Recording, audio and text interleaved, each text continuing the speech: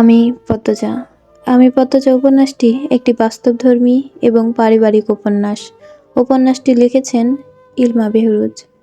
আজ পদ্মজা উপন্যাসটির প্রথম পর্ব শুরু করছি। ফাহিমা ক্লান্ত হয়ে ধপ করে ফ্লোরে বসে পড়ল। হাত থেকে লাঠিটা পড়ে গিয়ে মৃদু আওয়াজ তোলে।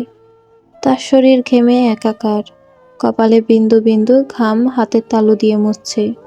বার কয়েক জোরে জোরে নিঃশ্বাস ফেলল। এরপর চোখ তুলে সামনে তাকালো। রিমান্ডে কোনো পুরুষই টিকতে পারে না।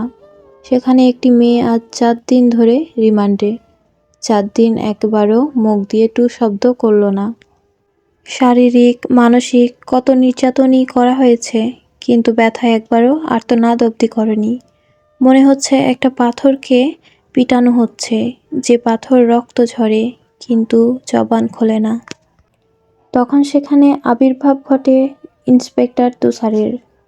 তুষারকে দেখে ফাহিমা কাতর স্বরে বলল, সম্ভব না, আর কিছুতেই সম্ভব না, কিছুতেই বলছে না।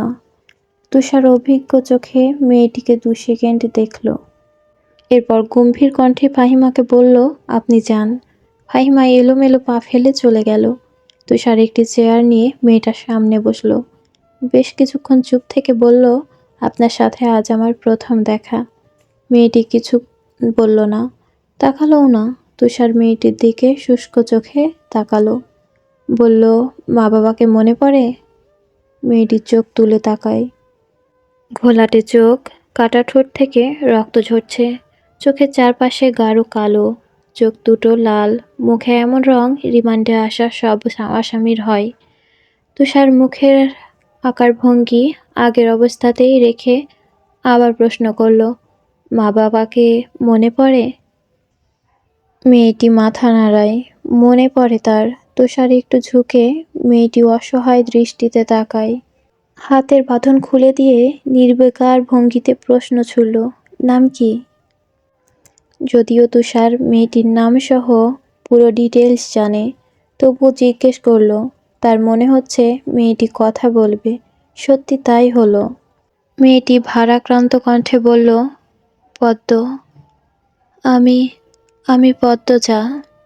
পদ্মজা হেলে পড়ে তুষারের উপর। তুষার দ্রুত ধরে ফেলল। উঁচু কণ্ঠে ফাহিমাকে বলল, মিস ফাহিমা, দ্রুত এদিকে আসুন। ফাহিমা সহ আরো 2 জন ছুটে এলো। 1989 সাল। সকাল সকাল রশিদ ঘটকের আগমনে হেমলতা ভীষণ বিরক্ত হন।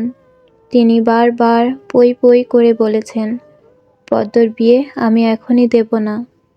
পদ্মকে অনেক পড়াবো, তবুও রশিদ উদ্দিন প্রতি সপ্তাহে এক এক দিন এক এক পাত্রের খোঁজ নিয়ে আসবে। মেয়ের বয়স আর কতই হলো? মাত্র 16। শামসুল আলমের মেয়ের বিয়ে হয়েছে 24 বছর বয়সে। পদ্মর বিয়েও তখনই হবে, পদ্মর পছন্দ মতো। হেমলতা রশিদকে দেখেও না দেখার ভান ধরলেন। রশিদ একদলা থুথু ফেললেন উঠোনে। এরপর হেমলতার উদ্দেশ্যে বললেন, বুঝেছ পদ্মর মা, এইবার যে পাত্র আনছি একেবারে খাঁটি হীরা। হেমলতা বিরক্ত ভরা কণ্ঠে জবাব দিলেন, আমি আমার মেয়ের জন্য পাত্র চাইনি, তবুও বারবার কেন আসেন আপনি?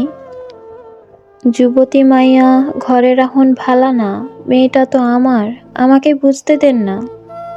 হেমলতার কণ্ঠে বিরক্ত ঝরে পড়েছে। রশিদ অনেক চেষ্টা করেও সুবিধা করতে পারলেন না। ব্যর্থ থমথমে মুখ নিয়ে সড়কে পা রাখে। প্রতিদিন কোনো না কোনো পাত্র তার হাতে টাকা গুঁজে দিয়ে বলবে, মোর্শেদের বড় ছেলে ডারে যাই। রশিদ নিজে নিজে বিড়বিড় করে আওড়ায়, গ্রামে কি আর ছেলে নাই?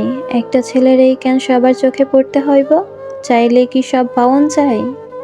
পূর্ণা স্কুলের জামা পরে পদ্মজাকে ডাকে, আপা, এই আপা, স্কুলে যাবি না? আপা রে। পদ্মজা পিট পিট করে চোখ খুলে কোনো মতো বলল না। পরপরই চোখ বুজে ঘুমে তলিয়ে গেল।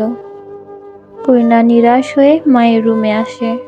আম্মা, আপা স্কুলে যাইব না? হেমলতা বিছানা ঝাড়া রেখে পূর্ণার দিকে কড়া চোখে তাকালো। রাগী স্বরে বললেন, যাইব কি, যাবে বলবি। পূর্ণা মাথা নত করে ফেলল। হেমলতার কড়া আদেশ, মেয়েদের লেখাপড়া করাচ্ছি, অশুদ্ধ ভাষায় কথা বলার জন্য নয়। শুদ্ধ ভাষায় কথা বলতে হবে। পূর্ণাকে মাথা নত করতে দেখে হেমলতা তৃপ্তি পায়। তার মেয়েগুলো মান্যতা চেনে খুবই অনুগত। তিনি বিছানা ঝাড়তে ঝাড়তে বললেন, পদ্ম শরীর ভালো না, সারা রাত পেটের ব্যথায় কাঁদছে, থাকুক ঘুমাক। পূর্ণার কিশোরী মন বুঝে যায় পদ্মজা কিসের ব্যথায় কেঁদেছে। সে রাতে নানা বাড়ি ছিল বলে জানতো না, ভোরেই চলে এসেছে। নানা বাড়ি হেঁটে যেতে 5 মিনিট লাগে। পূর্ণাকে চুপচাপ দাঁড়িয়ে থাকতে দেখে হেমলতা বললেন, তুই যা, মাথা নিচু করে যাবি, মাথা নিচু করে আসবি। আচ্ছা আম্মা। পূর্ণা রুমে এসে আয়নার সামনে দাঁড়ালো, নিজেকে খুঁটিয়ে খুঁটিয়ে দেখলো।